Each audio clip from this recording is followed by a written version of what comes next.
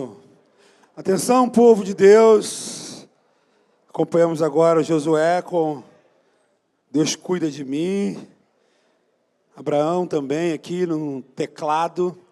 Eu queria convidar você para que nós possamos adentrar e darmos continuidade a esta palestra. E você que estiver lá de fora, não vai participar do sorteio que vai acontecer agora. Então, se eu fosse você, eu entrava rapidamente, porque nós vamos fazer um sorteio agora aqui, e você não vai poder participar. Quem não estiver aqui dentro do salão, pode trazer para mim aí o sorteio.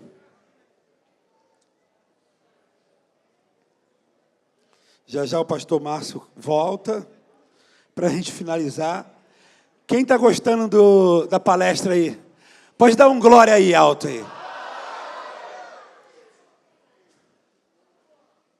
Só elogio, pastor. Continua nessa linha aí. O povo está recebendo a palavra com força. Me ajuda aqui, gente. Cadê o sorteio? Opa, chegou aqui. Vem aqui, eu quero saber quem vai ser o ganhador dessa linda caixa aqui. Pode chegar aqui. Será que eu posso ganhar ela? Será que eu posso ganhar? Vamos lá, como é que é isso aí? O nome de todo mundo está aqui. O nome de todos os casais estão nessa caixa. Atenção! Quem não entrou, se eu chamar o nome e não estiver aqui dentro, nós não vamos entregar o presente. Concordam? Concordam? É regra. Se você não estiver aqui dentro, eu vou falar, fulano de tal, não está. Infelizmente, não vai receber. Porque já é hora da gente estar, todos nós sentados, para continuarmos ouvindo a palestra. Como é que vai ser? Você pega, eu pego, balança bastante, vai ficando em oração aí, reforça a oração, caiu no chão, vai reforçando a oração, ô Pai, pode ser eu. Meu nome também está aqui, gente. Puxei, hein? Puxei! Adão Batista dos Santos, Diná Batista dos Santos, sejam bem-vindos aqui para receber esse presente. Pode aplaudir com força. Adão Batista, Diná Batista. Um lindo presente. A noite vai ser forte hoje, hein? Pode subir aqui. Eita, Adão. Tá alegre? Tá sem graça? Tá com vergonha? Receba aqui esse presente da Igreja Renovo do Senhor, desse congresso de encontro de casais. 2 tacinhas, um salame, um vinhozinho.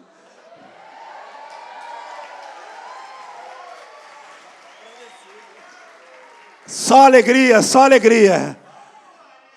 Traduzido é uma noite de festa. Que Deus te abençoe. Agradeça aqui, vai. Eu agradeço, viu, por essa reunião maravilhosa aqui. Está muito bom, viu? Muito feliz. Deus continua vos abençoando. Amém. Eu agradeço a todos, em nome de Jesus. Amém. Fique aí que tem mais sorteio depois. Mas agora nós vamos convidar novamente, eu queria que você recebesse com mais aplausos, reforçando aí o pastor Márcio Oliveira, que vem trazendo mais palavras de Deus para nós. Abra bastante seu coração, que você puder anotar, vá levando para sua casa, para sua família. Corações que muitas das vezes ainda estão empedrados, deixa Deus falar com você.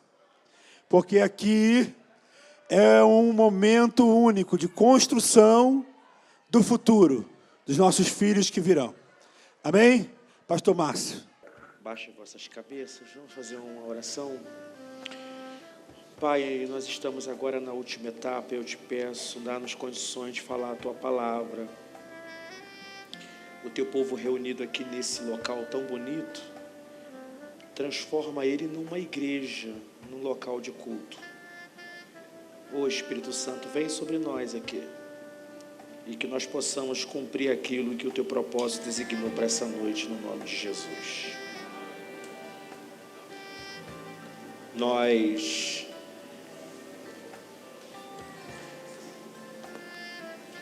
quero compartilhar com vocês um texto da palavra de Deus.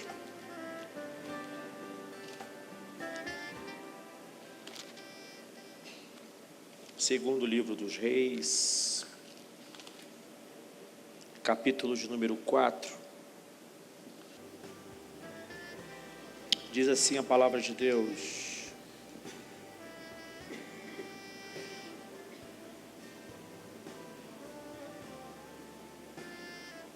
versículo 26, segundo Reis 4, 26. Agora, pois, corre-lhe ao encontro e diz-lhe: vai bem contigo, vai bem com teu marido, vai bem com teu filho. E ela disse: vai bem. Eu poderia discorrer nessa noite sobre vários textos, aonde eu poderia afirmar e ratificar aqui o valor, o apreço, o carinho e a importância que Deus dá à família. A gente encontra nas Escrituras Deus dando importância à família, não só nos textos, aonde isso está grafado, propriamente dito, através de uma escrita conceitual, mas a gente também encontra a certeza de que Deus valoriza a família através de textos históricos como esse aqui.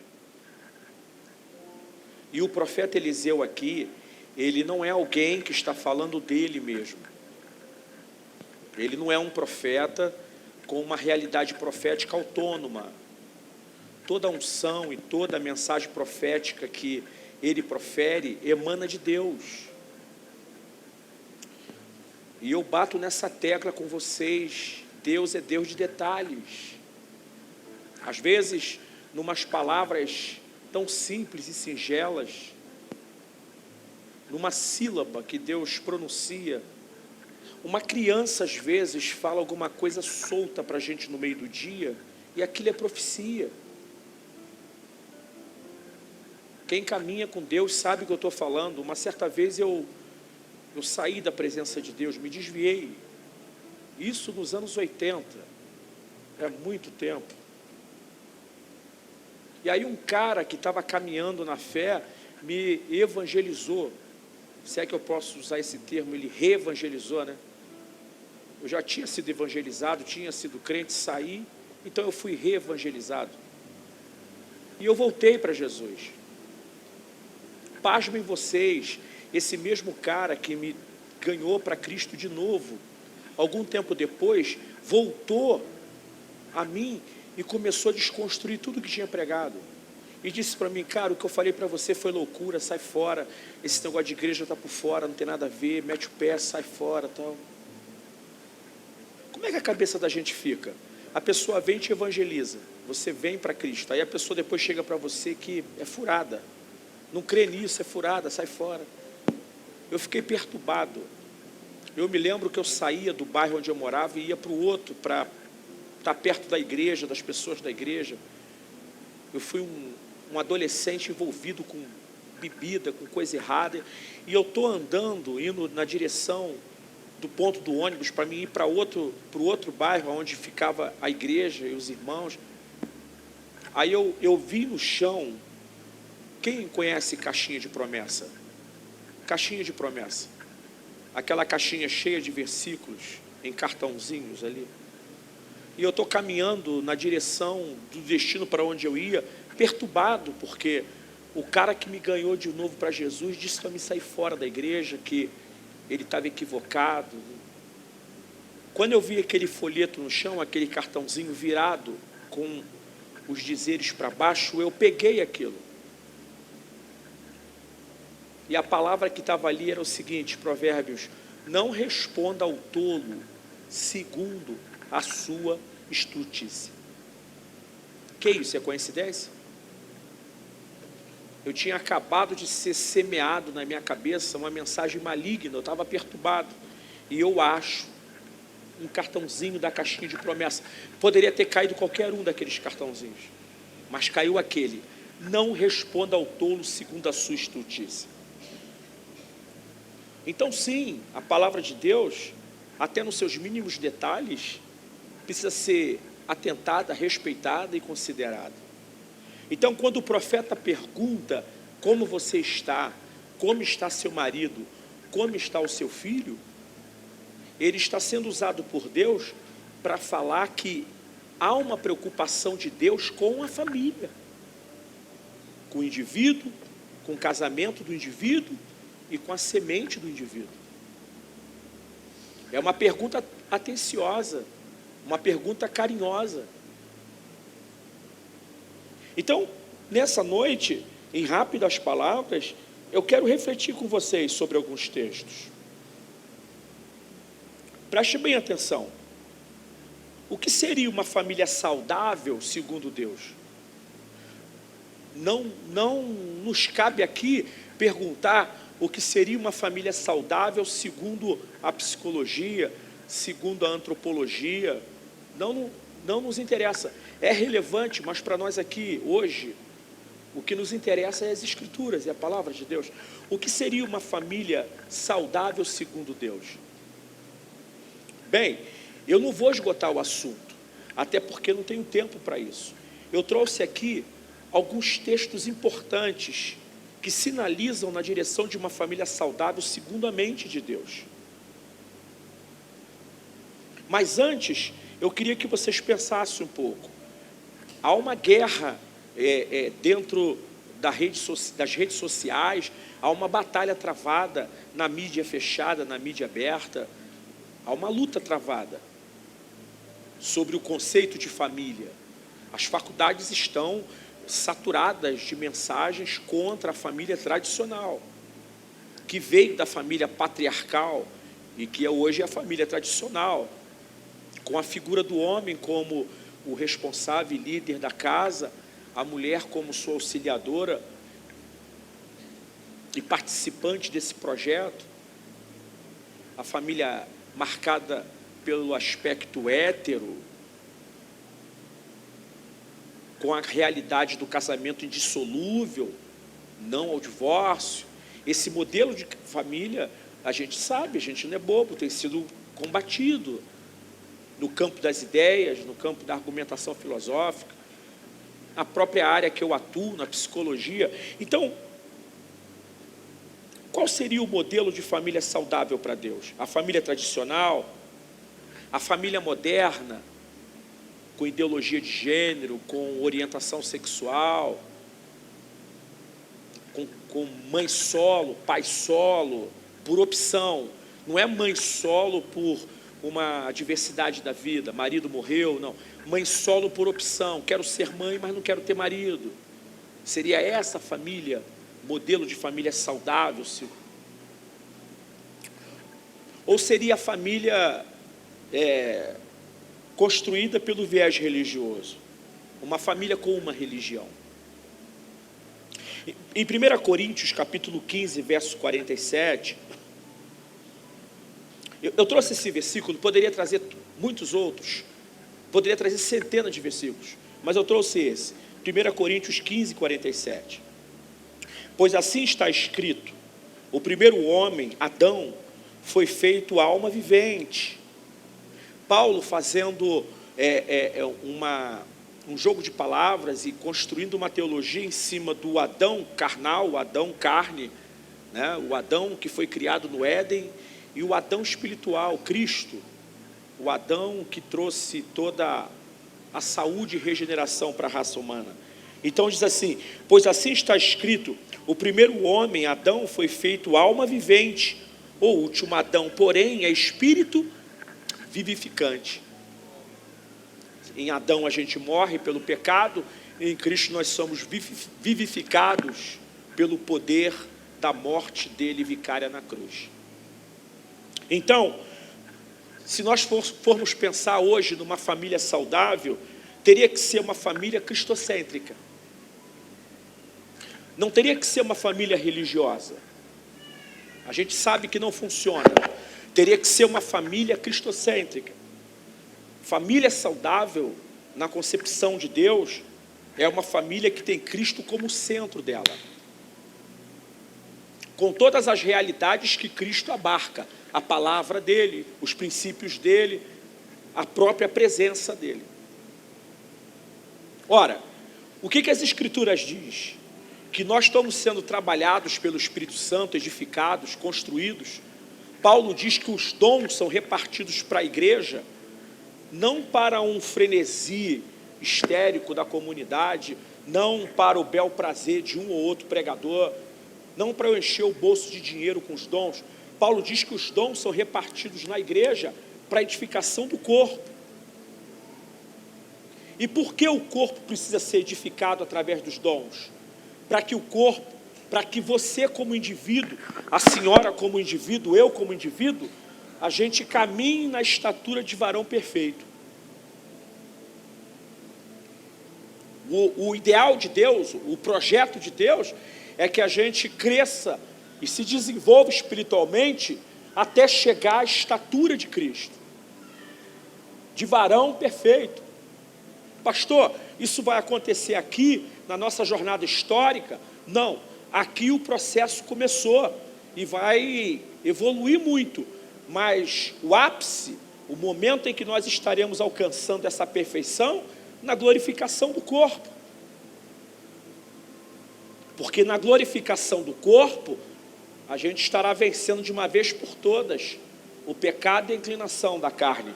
Então presta atenção, uma família saudável é uma família que consegue caminhar nessa perspectiva, Cristo como centro dela. Vou repetir, Cristo como centro dela. Não é a religião, muito embora eu faça uma diferença entre a religião saudável e a religião doente. Não é meramente frequentar a igreja, porque tem um montão de gente que não sai da igreja e a família deles está um bagaço. E eu não preciso nem afirmar isso para você e nem brigar para afirmar isso. Você sabe disso. Tem gente que não sai da igreja, mas a família está toda desmantelada. Então não pode ser a religião. Pastor, será que é o conhecimento teológico? O conhecimento teológico é saudável, é bom. Mas ainda não é o conhecimento clássico teológico. Se você me falar que uma família saudável é aquela que tem uma relação com o verbo, Jesus, a palavra, aí eu concordo contigo. Porque eu posso estudar teologia a vida inteira e continuar sendo vazio, medíocre, pecador. Desculpa a expressão, pastor, canalha. Teólogo canalha. Então, o que a gente precisa entender é que a razão de ser da família, a saúde da família passa por uma centralização de Cristo na nossa casa. E aqui começa a ficar apertado, porque o que Cristo ensinou para a gente? Em Mateus, quando ele fala do alicerce, dos dois alicerces, o que ele falou? Se você ouvir a palavra, primeiro a gente tem que ouvir, tem que ter paciência para ouvir, tem que ter predisposição para ouvir, tem que querer ouvir. Aí ele diz, se vós ouvirdes as minhas palavras e as praticardes, aí ele diz quem nós seremos, ou o que nós vivenciaremos. Ele diz que aquele que ouve a palavra dele e pratica, construiu a casa sobre a rocha, ele mesmo, Cristo. Então a gente aprende que o evangelho que dá saúde para a família, não é um evangelho meramente teórico. Não é um evangelho meramente verbalizado. Um evangelho domingueiro, onde a gente só vive o evangelho no domingo, quando vem à igreja. O evangelho que sustenta a família, que vivencia Cristo na família, é o evangelho que pratica as palavras de Jesus em casa. Está dando para me ouvir atrás? Sim? Então, vocês estão quietinhos demais. É igual a mãe quando as crianças não faz barulho. O que essas crianças estão fazendo, meu Deus? Deixa eu ir lá atrás ver o que eles estão aprontando. Preste atenção nisso. O evangelho só tem efeito se ele for praticado todo dia, nos relacionamentos, na maneira de viver, nas conversações, nos exemplos que se dá. O evangelho não é um mantra. O evangelho não é um compêndio de filosofia.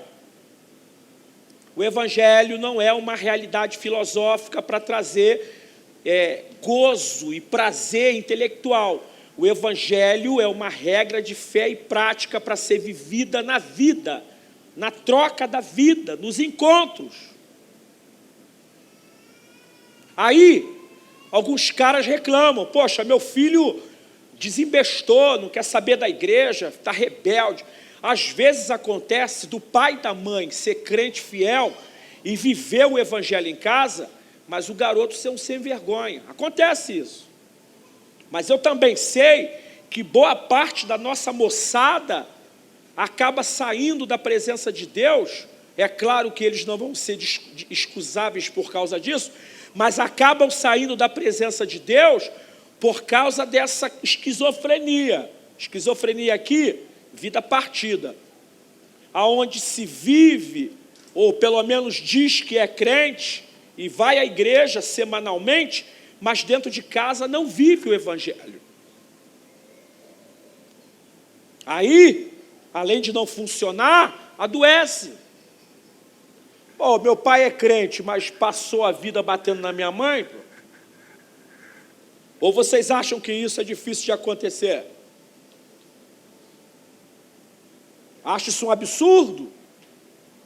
Quer que eu conte para vocês histórias?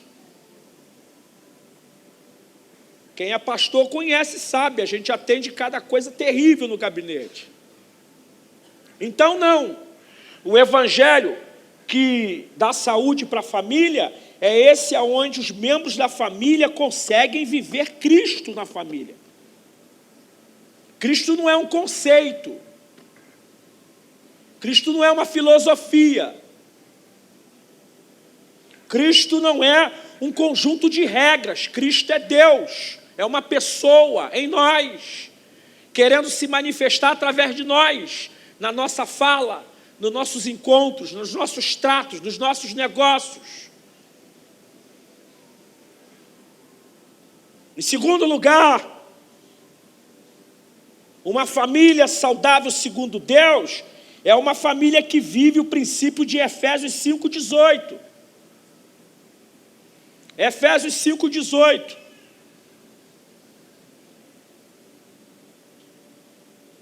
Show! E não vos embriagueis, é que meu cabeção está na frente.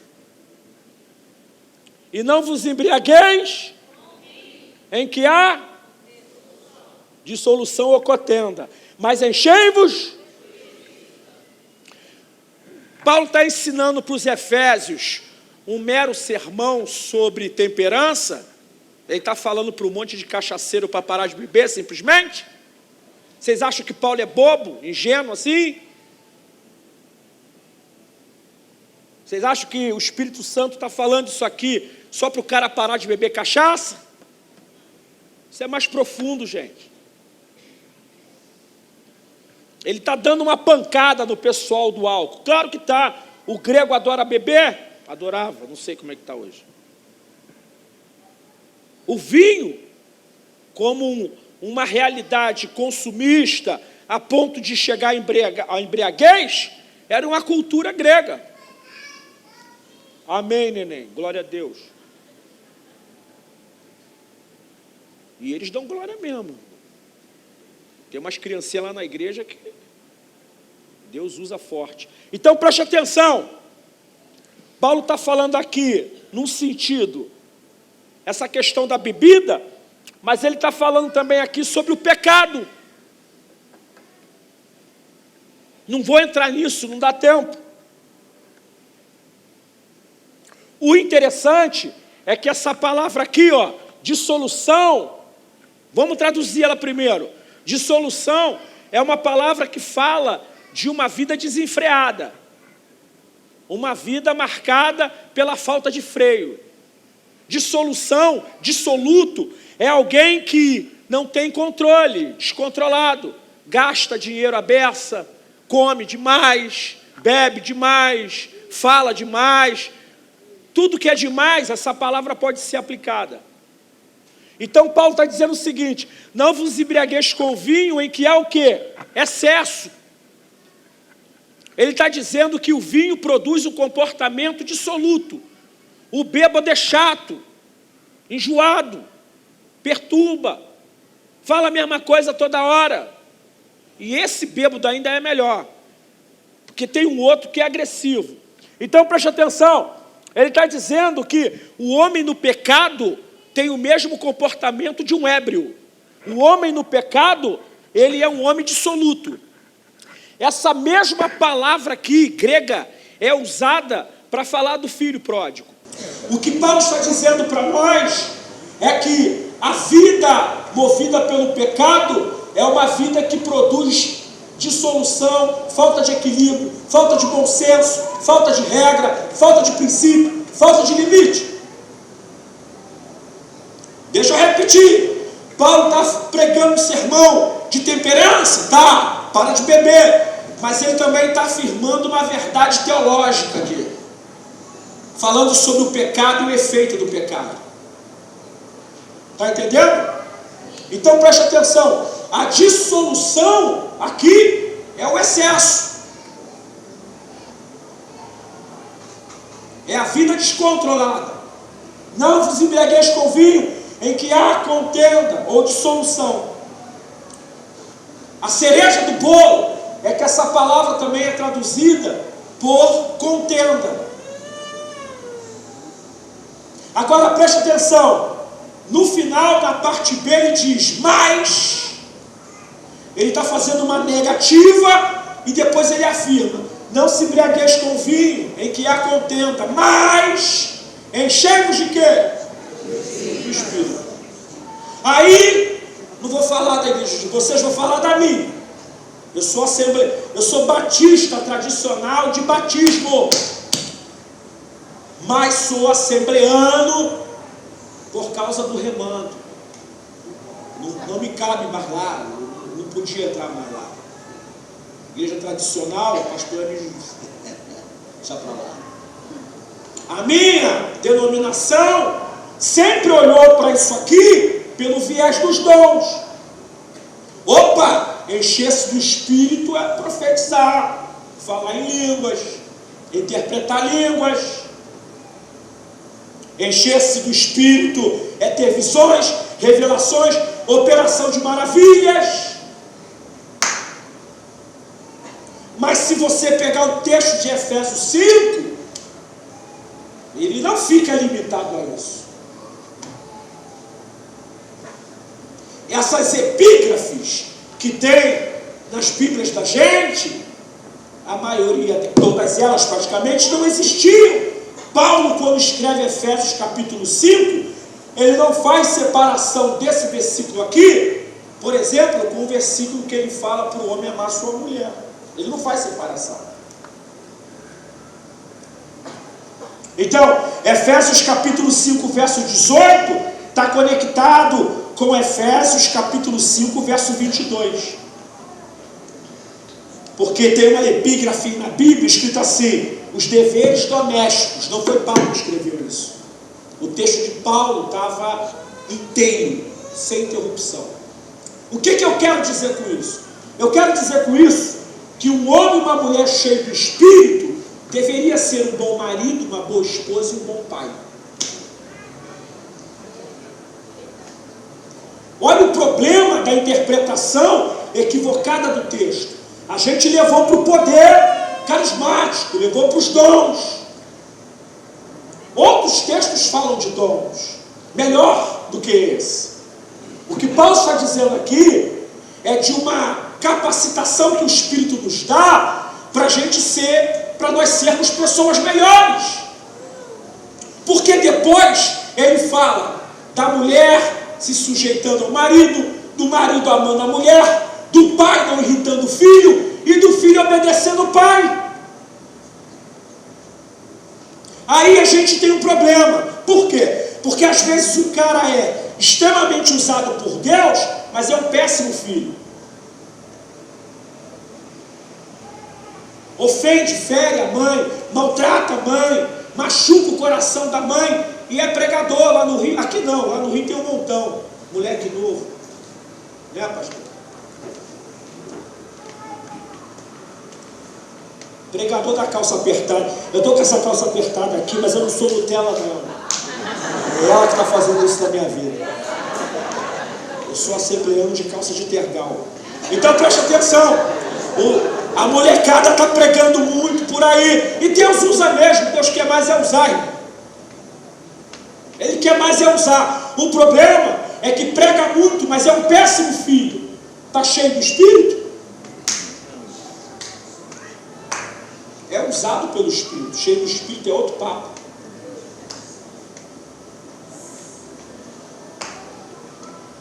O objetivo de Paulo aqui é falar de uma vida que é plena em Deus. E aí, quando você é pleno em Deus, você é um bom empregado. Não fica fraudando a marcação de ponto lá, né? O cara é cheio do Espírito e não fica fazendo fraude com cartão de ponto. É cheio do Espírito, é um patrão honesto, trata os empregados com lisura, respeitando os seus direitos. Leia o texto, não estou inventando nada. Pega o texto, deixa o texto falar com você. Não fica obrigando o texto a falar o que você quer. Ou Deus fala ou eu falo. Deixa Deus falar. Abre o texto e deixa o texto falar com você. E você vai ver o que Deus está falando. Alguém que está cheio do Espírito tem que ser um bom pai. Precisa ser um bom marido. É uma contradição eu dizer que sou cheio do Espírito e eu sou um camarada extremamente relapso, omisso, indiferente. Meu filho passa necessidade, passa aperto por causa da minha negligência. Isso é complicado demais para entender. Então, a família que Deus sonha em ter na obra dele, a família saudável, é a família que aprendeu que ser cheio do Espírito é ser governado pelo Espírito, não só para pregar, profetizar, falar em línguas, mas também ser cheio do Espírito, governado pelo Espírito, para ordenar seus relacionamentos, falar melhor, tratar melhor, cuidar melhor.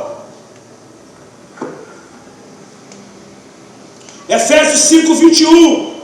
Família saudável é a família que aprendeu o caminho da sujeição. Olha o que Paulo diz: sujeitai-vos uns aos outros no temor de Cristo. Aqui está um problema terrível. A gente vive numa sociedade hedonista. O cara diz assim para você na boca, ele diz assim: não, irmão, você tem prioridade para mim. Não, eu respeito o teu direito. Mas inconscientemente ele vive e age como se ele fosse o único no mundo. Bota o carro onde quer, estaciona como quer, entra na tua frente, fura a fila do mercado. Hedonismo.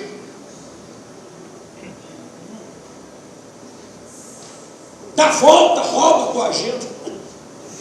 Lá no Rio acontece isso. O cara vem por trás no telefone para costurar. Não, mas quem está pregando é fulaninho. O que é isso, irmão? Fecha comigo. É feio até de falar. É o cara que grita dentro de casa: quero ser feliz. Qual é o contexto que ele está dizendo isso? É que ele não aguenta mais, quer sair de casa, quer largar a mulher. E ele está dizendo o seguinte: a mulher dele é o motivo pelo qual ele não é feliz. E ele ser feliz é ele poder sair de casa e encontrar outra mulher. É uma felicidade hedonista. Quando ele grita que quer ser feliz porque quer sair de casa, ele se esquece dos filhos. É uma vida, preste atenção no que eu estou falando com vocês, é uma vida que não olha para trás, só se preocupa com o próprio ventre. Eu vou comer, eu vou beber, quem vem atrás. É o espírito que norteia o mundo. O espírito do eu sozinho. Primeiro eu, segundo eu. Nem o samba entra depois. Não tem aquele ditado, primeiro eu, depois o samba. Nem o samba entra. Primeiro eu, segundo eu, terceiro eu. É sempre eu. Essa família, esse homem que eu vou citar aqui, já passou para a eternidade. Creio eu que se encontrou com Cristo depois, porque o que acontece? Nos anos 70 isso, os carros dos anos 70 eram um carro de ferro, forte mesmo. Se o carro daquele bate no carro de hoje, meu Deus. E ele era apaixonado por carro. Então, ele pegou um dinheiro bom de um show que ele fez, ele era músico, foi na agência e comprou uma belina, perua, aquela bonitona, grandona. Naqueles dias era um baita de um carro. Só que em casa, as crianças não tinham o que comer. Aí a mulher confrontou ele. E ele teve a cara de pau e a disfarçatez de falar isso. Comprei mesmo, comprei com meu dinheiro. E as crianças sem comer.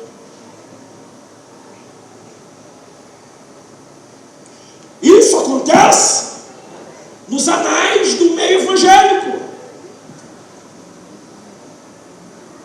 Então, a gente percebe que as pessoas hoje desprezam, têm coceira, ojeriza a palavra sujeição. Eu estou dando essa volta toda para falar que a palavra sujeição é uma palavra fora de moda, é um palavrão na vida de muita gente. A gente está vivendo a época do empoderamento feminino. Se tu sai ali fora e falar sujeição, vai vir um grupo de manifestação, vai acabar contigo, chutar você, rasgar tua roupa. Sujeição? Sujeição não existe. O interessante é que o versículo 21, Paulo está falando para todo mundo.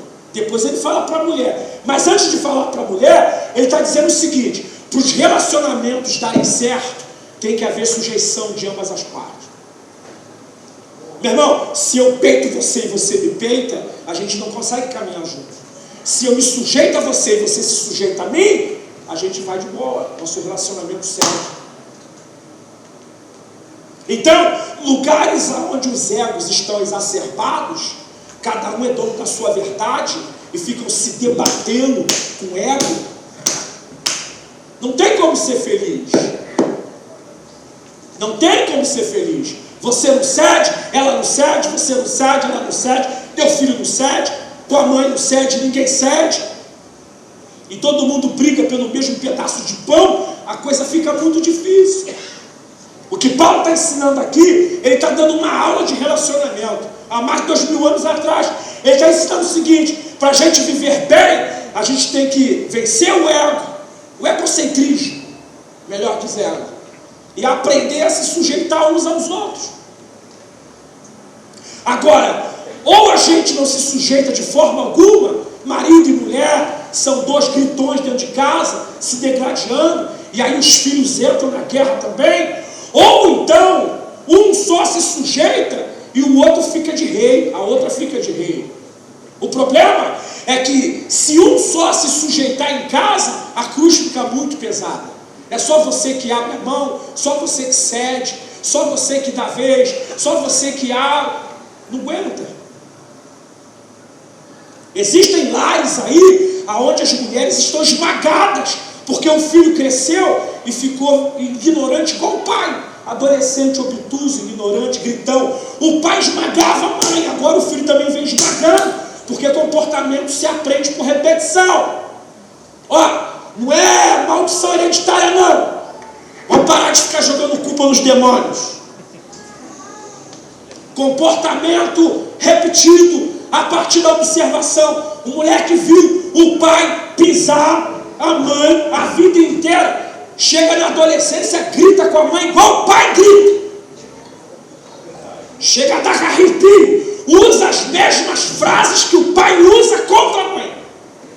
Aí a mulher tem 40 anos, tem semblante de 60, e tem vovó aí que está mais bonita do que ela, acabada! esbagaçada, porque carrega uma carga emocional tóxica dentro de casa durante anos.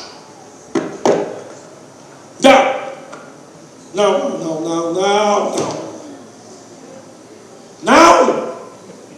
O interessante é que a palavra sujeitar aqui, na língua grega, ela tem dois caminhos. É a mesma palavra que Paulo usa para a mulher. Sujeitai-vos no sentido geral. Depois Paulo usa só para a mulher. A palavra grega para sujeitar aqui tem dois caminhos. Um é militar. É a palavra que o exército grego, romano, usava para falar da sua hierarquia. General, oficiais, subalternos, graduados, aquela hierarquia. Sujeição por força de um regulamento militar. Não é essa que a gente quer. O que a gente quer é a aplicação dela para outra direção, que significa o quê? Uma atitude voluntária de ceder. Então, essa palavra grega pode ser usada tanto para se referir à sujeição imposta por uma autoridade, por um regulamento militar, mas ela pode ser usada também para quem quer se sujeitar de forma voluntária. E é essa que vale para a gente. E ela significa ser voluntário, ceder, cooperar, assumir responsabilidade e levar uma carga de forma voluntariosa. Ora, o tempo do verbo está em que classificação? É imperativo? É, mas está na passiva. É imperativo? É uma ordem de Deus? Sujeitai-vos? É, mas está na passiva. É uma sujeição em que a gente se coloca nela, de forma voluntária, ninguém bota arma na nossa cabeça. E essa sujeição dá saúde para a família. Família saudável segundo Deus, 2 Timóteo 3,3. Pelo amor de Deus, está tudo escrito. A gente só erra porque quer, ou só não percebe porque não lê. Olha o que Paulo diz a Timóteo, 2 Timóteo 3,3. Sem afeto natural, irreconciliáveis, caluniadores, incontinentes, cruéis, sem amor para com os bons. Paulo faz uma lista do perfil das pessoas daqueles dias para o final dos tempos. Um perfil. Paulo está descrevendo aqui o perfil do homem desse século. Gente marcada por um comportamento extremamente doente, sem afeto natural, irreconciliáveis, caluniadores, incontinentes, cruéis, sem amor para com os bons. Aí o saudoso pastor, que já dorme no Senhor, Antônio Gilberto, que era chamado de cientista, ele disse que esse texto foi escrito para a igreja. Aí minha boca caiu. Presta atenção, a palavra sem afeto, ela significa alguém que não trata o outro com carinho. Alguém que não tem humanidade. Alguém que ficou frio, robotizado, insensível. Alguém que ficou humanamente gelado. Alguém que perdeu a capacidade de demonstrar apreço, respeito, atenção, empatia. Ora, quando a gente percebe isso na família, as coisas vão indo mal. Eu não vim aqui fazer defesa jurídica de quem cometeu homicídio grotesco.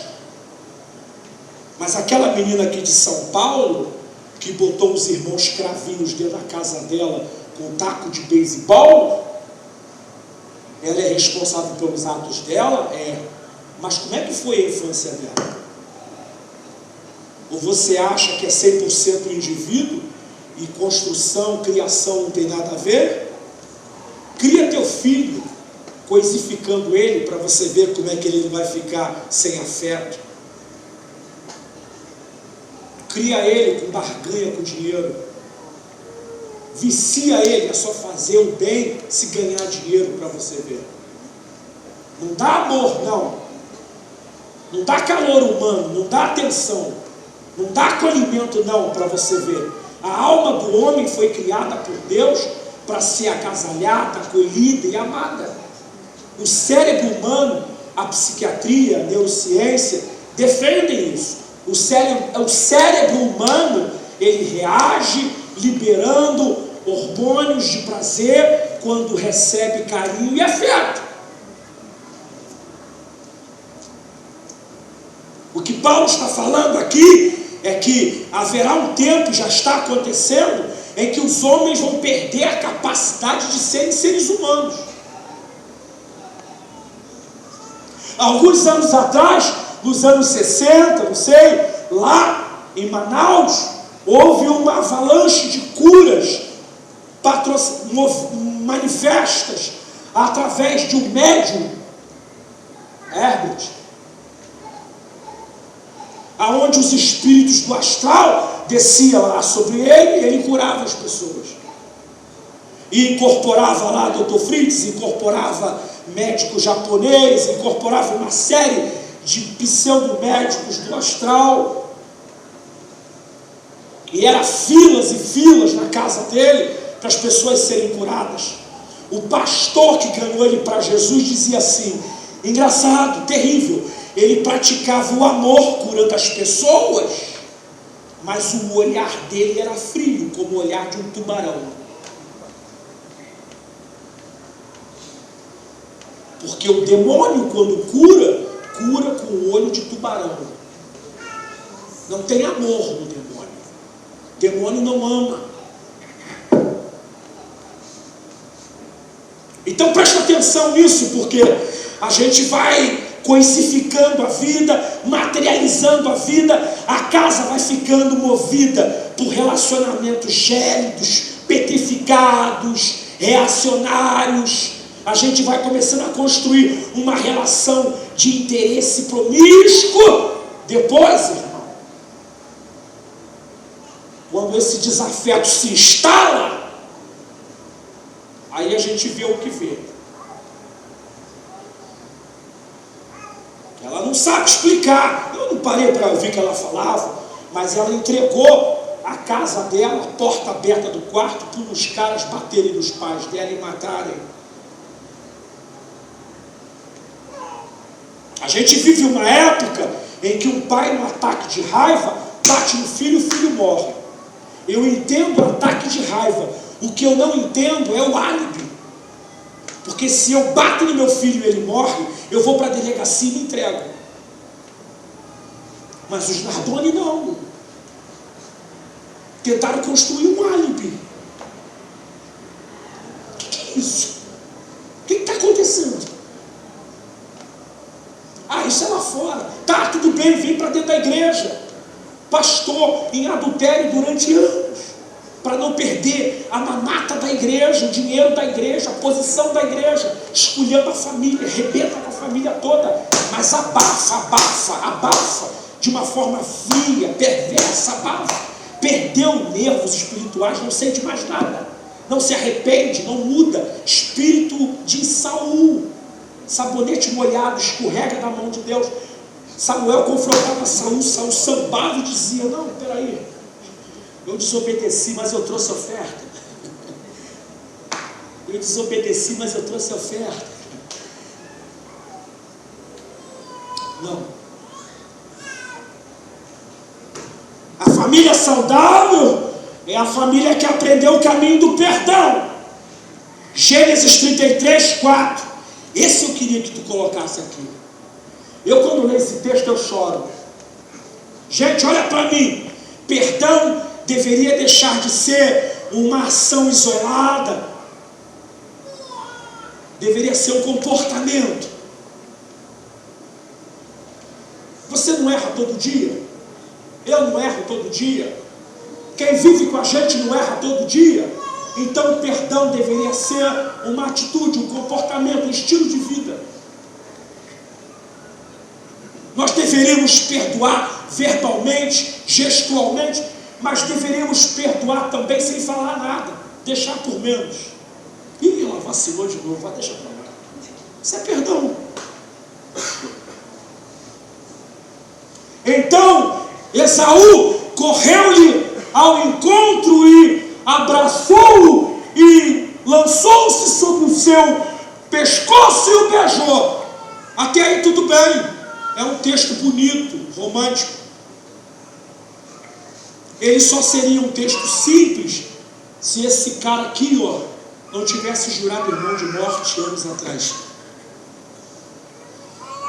Depois que Jacó enganou ele, enganou o pai dele, ele disse assim: quando meu pai morrer, eu mato Jacó. Anos depois, olha o que Deus fez. Ele corre, é ele que corre. É ele que corre. Jacó está com medo, Jacó está apreensivo. Jacó orou, pediu a Deus misericórdia. Está voltando para casa, botou Lia. Meu Deus do céu, coitada da Lia. Ele pegou a Lia, a mulher que ele menos amava, e botou na frente. Por que isso, Deus? Eu tenho um dó de Lia tremendo. A mulher que ele menos amava, ele botou na frente. E botou um monte de presente na frente para adular o irmão.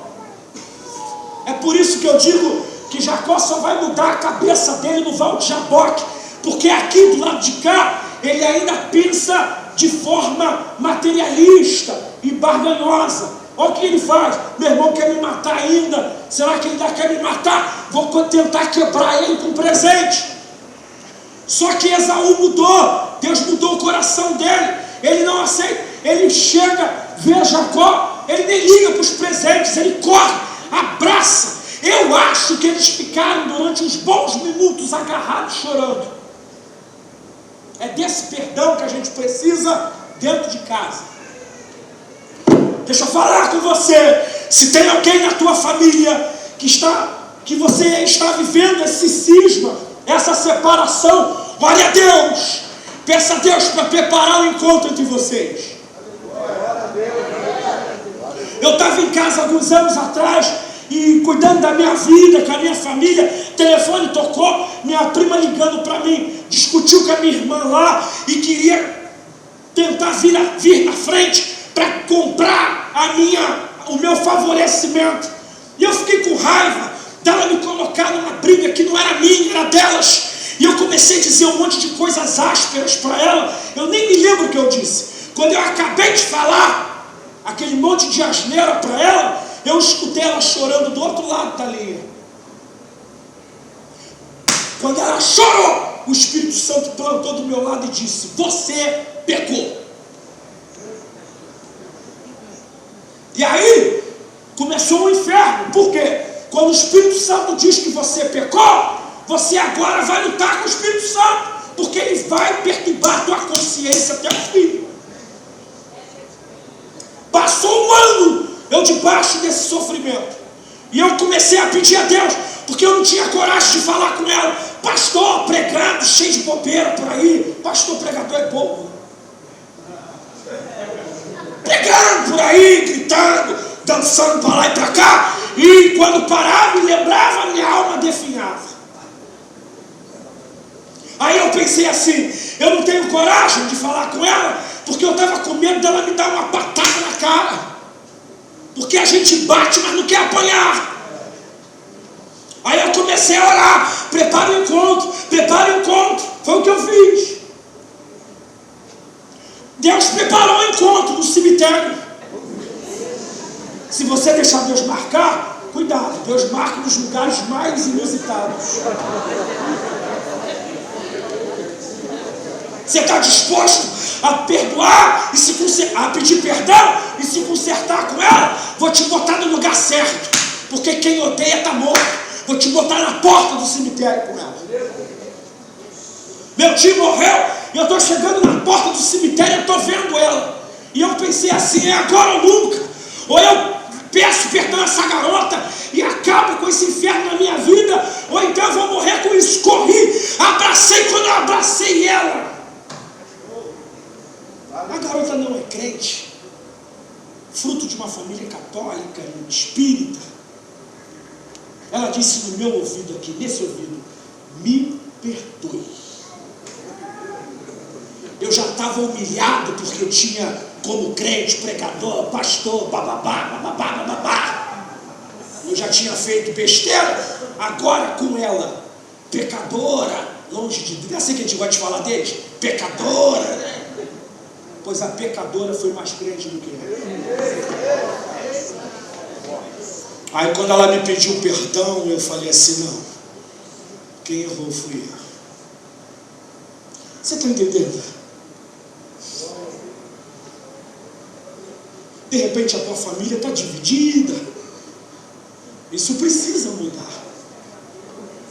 Ressentimento, mágoa e ódio na família é um câncer que arrebenta com toda a realidade familiar. Presta atenção nisso. Provérbios 3, 12. Família que ainda entende que o amor é ensinar e corrigir. Provérbios 3, 12.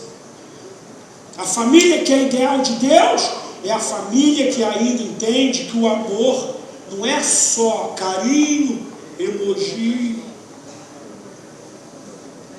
bilhetinho, é pedagógico também.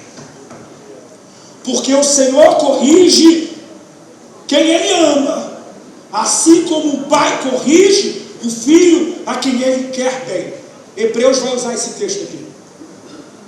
Deus está colando a ideia da correção com o amor.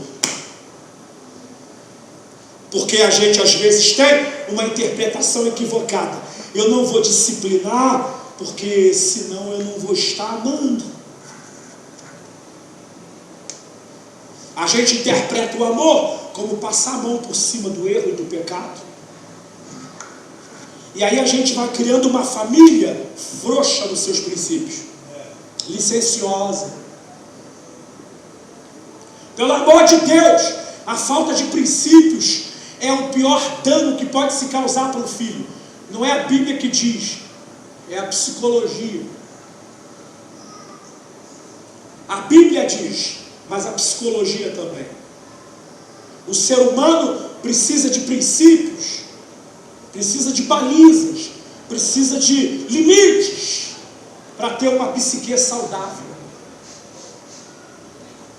Aquele que cresce sem lei, sem princípio, cresce patologicamente deformado, doente.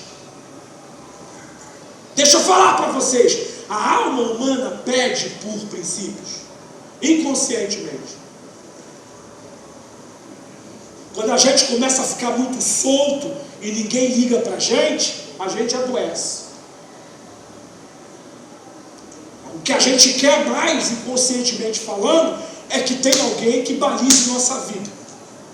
A gente quer ter um pastor que nos ensine, quer ter um pai que nos chame a atenção, quer ter uma mãe que coloque a gente nos trilhos, a gente quer ter alguém que nos dê orientação. Eu fiquei...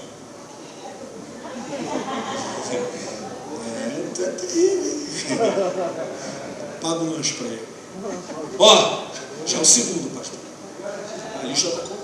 Ó, preste atenção, eu estou terminando já. Bota a música que eu estou terminando já. Preste atenção aqui. Pega os copos de plástico para mim, Lili. Tá lá com a irmã. Preste atenção aqui. Uma jarra d'água também. Ó, olha para mim. Eu fiquei até os 19 anos. Minha mãe morreu, meu pai morreu. Eu fiquei descadeirado na vida. Minha mãe morreu, eu tinha 15 anos. Caiu no meu colo. Com o olho virado, língua torta, derrame cerebral. Aneurisma, melhor assim.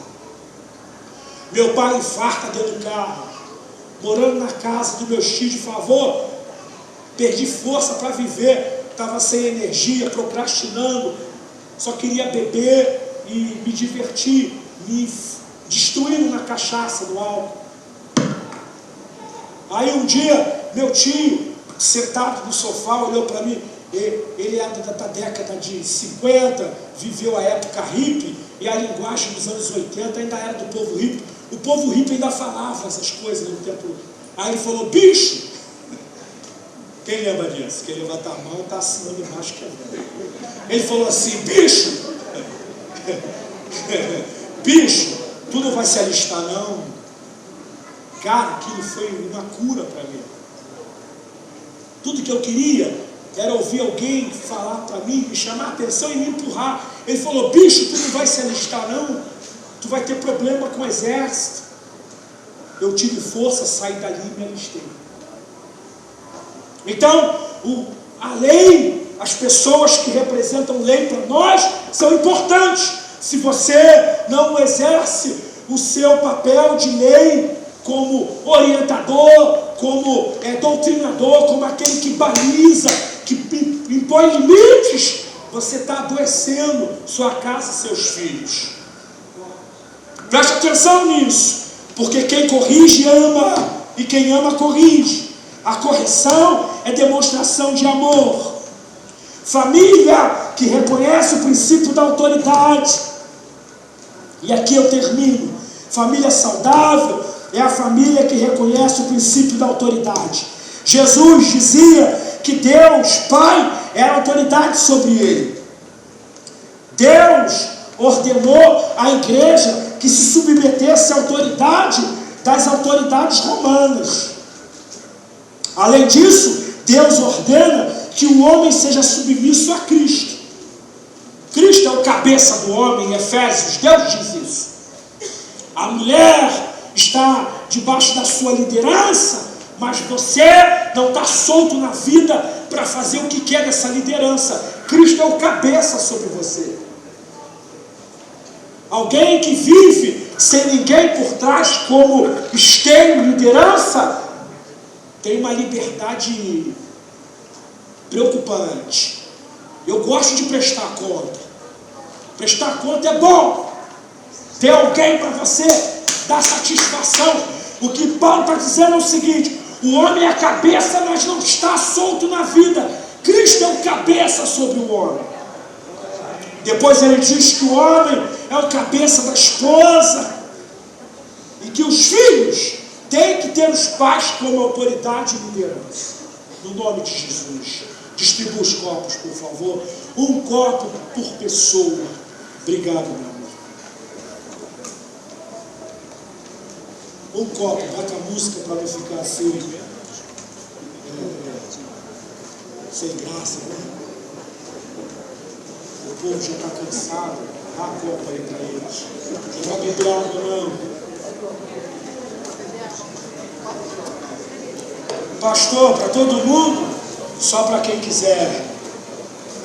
Chega uma hora que a gente não quer mais nada.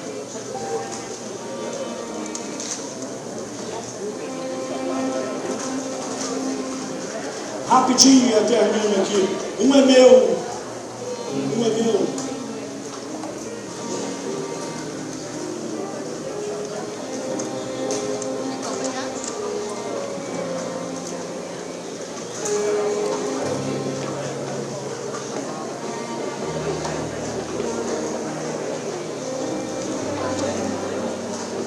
Não é para beber água não. Até pode beber água, mas a finalidade dele não é essa.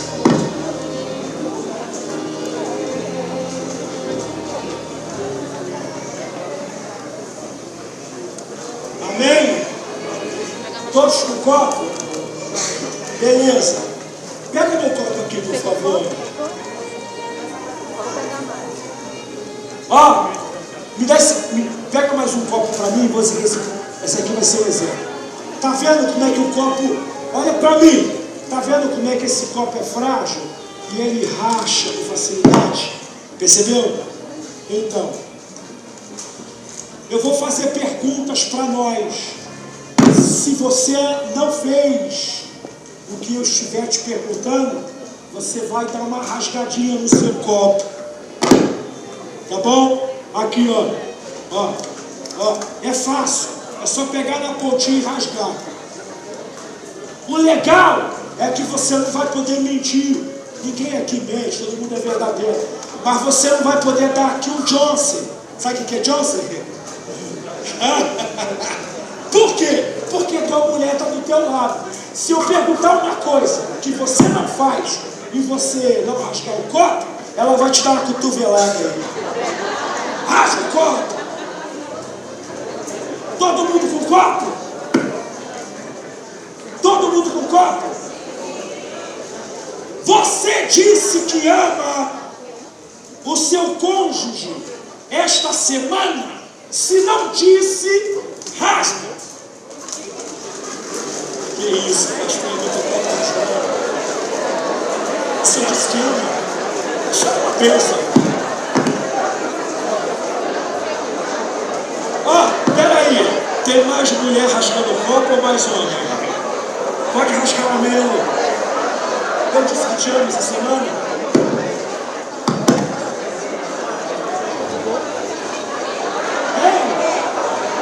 Se disse, disse. Se não disse, irmão, rasga o copo.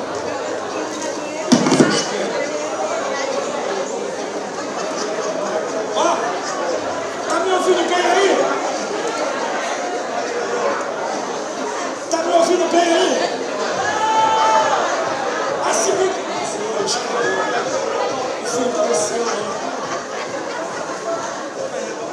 Você disse para o seu filho ou para os seus filhos esta semana, hoje é sexta-feira, esta semana que os ama.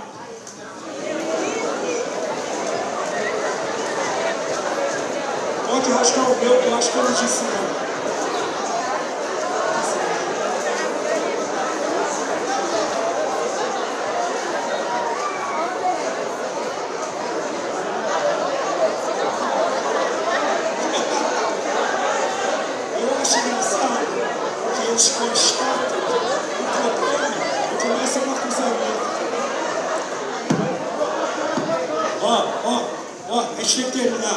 Você dedicou um tempo de qualidade, não é ficar em casa com o teu corpo lá e a tua alma na internet, tempo de qualidade. Você dedicou um tempo de qualidade para o seu cônjuge essa semana? Você foi dela, ela foi sua.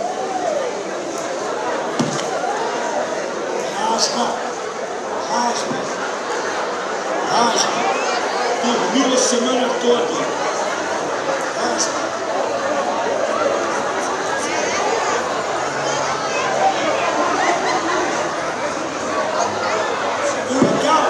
O legal é se o cara falar que foi o Dom Juan essa semana, ela olha pra cara dele com cara de delegada. Ou ela denuncia, ou ela faz um aditivo pra ele. Fala a verdade. Você tocou na tua mulher essa semana? Fala sério. Rasga esse copo. Rasga esse copo aí.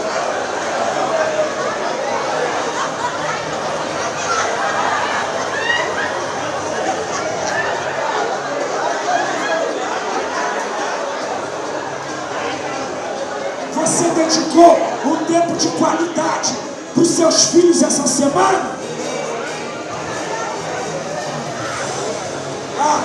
Levou a criança para a praça e ficou olhando para o celular e a criança brincando sozinha na praça. Não é isso não. Eu quero ver se você teve peito de brincar com ele. Se não deu tempo de qualidade para o filho, rasga o copo.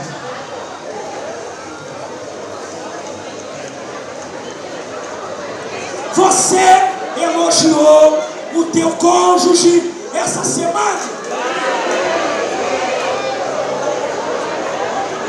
Pastor, acho que não falta.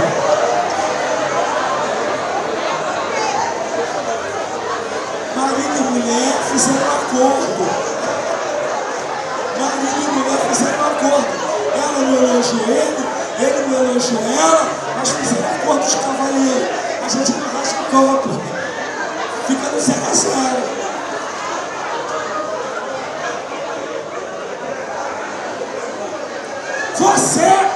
elogiou sua filha, seu filho essa semana? Quem não elogiou, rasga o copo.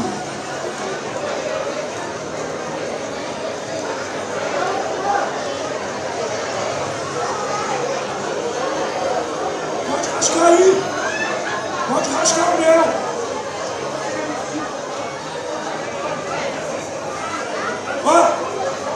Ó, preste atenção.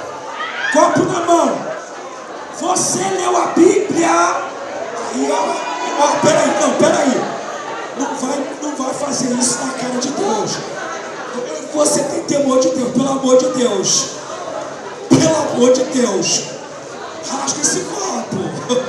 Olha o que eu vou perguntar. Você é crente? Você leu a Bíblia ou orou em família esta semana?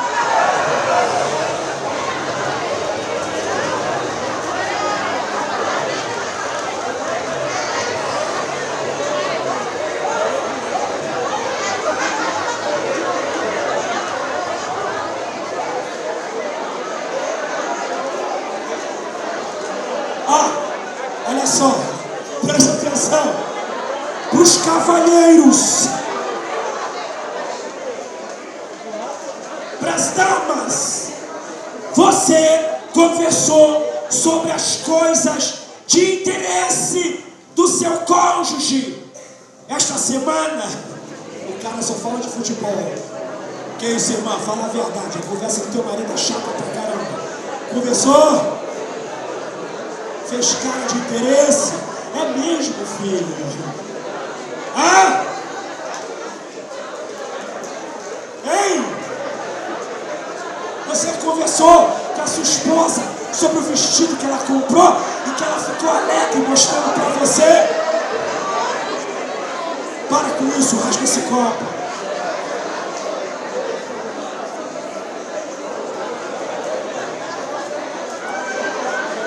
Presta atenção, de novo. Você orou pelo seu casamento e pelo seu cônjuge essa semana?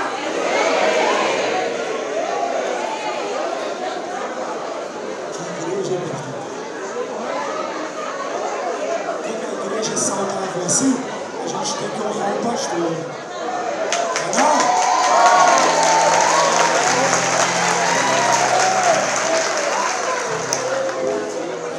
Copo aqui. Tem um pano aí, queridas? Um pano? Tem um pano para me emprestar? Eu vou descer. Traz um pano para mim. Ó, preste atenção. Esse copo aí tem condições de receber água? Por mais que você tenha sabotado, eu acredito que pelo menos um corte tem aí nesse copo. Esse copo tem condições de receber água? O do seu tem, pastor? Ah, de quina, né? Se virar de quina dá pra encher. Amém. Pastor, não precisa me responder, mas esse corte aí foi o quê? Deixa pra lá. Deixa pra lá. Ei, ó, presta atenção. Eu não vou jogar, não tem pano. Eu ia botar um pouquinho de água de mata aqui. Olha só, quando a gente não consegue manter o copo inteiro por causa das nossas negligências, olha o que acontece. Não tem como receber água. A água começa a vazar.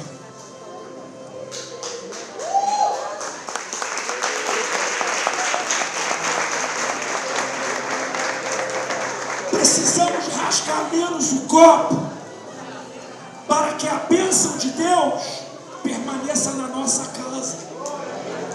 Cada corte de copo é um vazar de bênção de Deus na nossa casa. Precisamos rasgar menos o copo para retermos mais qualidade de vida em nossa família.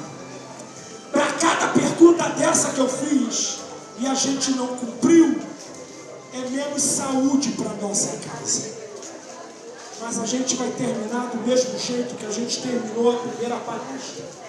Nós vamos nos erguer na cara do diabo E vamos aplaudir nossa família.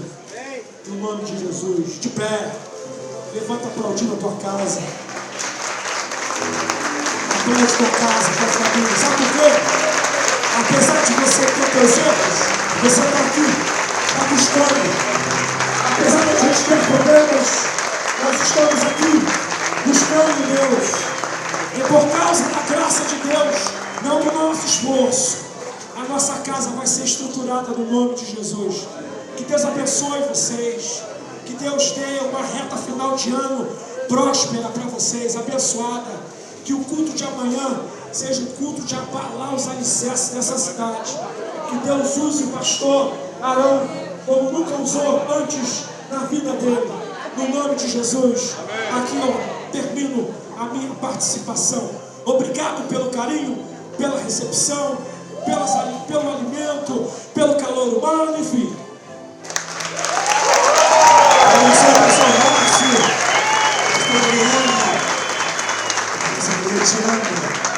Muito obrigado, meu amigo. Ainda temos uns sorteios ainda aqui, Josué. Se vier aqui para a gente finalizar com a canção, nós vamos ao jantar. Segura aí que tem sorteio ainda. 2 sorteios ainda, hein? Esse é de quem? Levante a mão aí quem vai ter fé. Vamos lá. 2 sorteios ainda.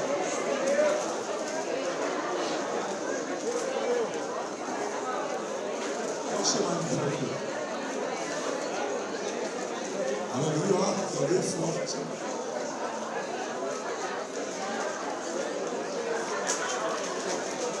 Ninguém falar que eu estou fazendo bem. Gente, que encontro, né? Que festividade boa, né? Valeu a pena. Quem está achando que valeu a pena? Quem gostou da palestra do pastor Márcio, aplaude aí, Jesus. Tá vendo, pastor Márcio? Responsabilidade. Meu irmão já, hein? Próximo nome.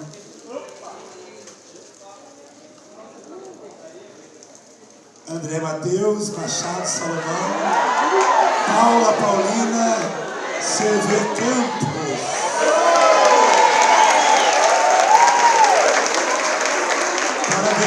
Parabéns, tá com sorte, hein? Um dos mais novos casais aqui, está chegando aí, crescendo. É esse aqui? Oh, glória. Que Deus abençoe a vossa noite, vossa família. Suba aqui, suba aqui, suba aqui. Agradeça aí. Agradeço a todos. Amém. Deus abençoe esse casal, novo casal. E agora isso aqui, hein? O que é isso, gente?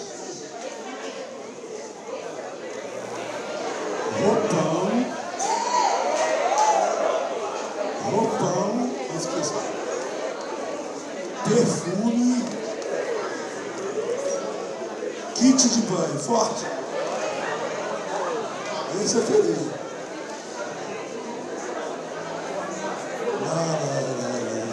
Reforça o amor aí, gente. Profetiza aí que é seu. Vou puxar aí, foi? Já está na mão.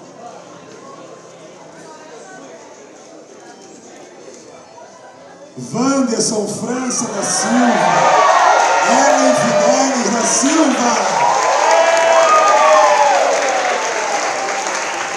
Gente, uma multidão dessa.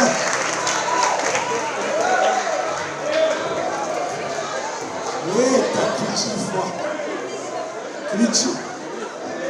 Suba aí. A entrega aí, olha que desce.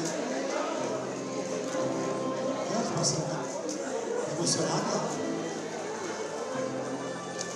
Vamos. Eu estava com fé.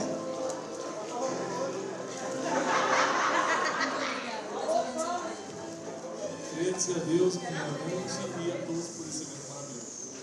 Deus abençoe.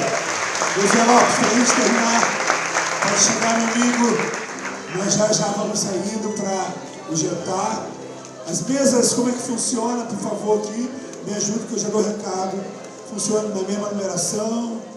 Como é que vai funcionar as mesas? Graças a Deus, estamos... Pessoal, a mesa continua do mesmo jeito. Você que sentou na primeira mesa, continua na mesma rotatória, tá bom? Logo após Josué Lopes, nós vamos estar nos despedindo, agradecendo com uma oração. Não sai, né? Porque ninguém vai tomar o seu lugar lá.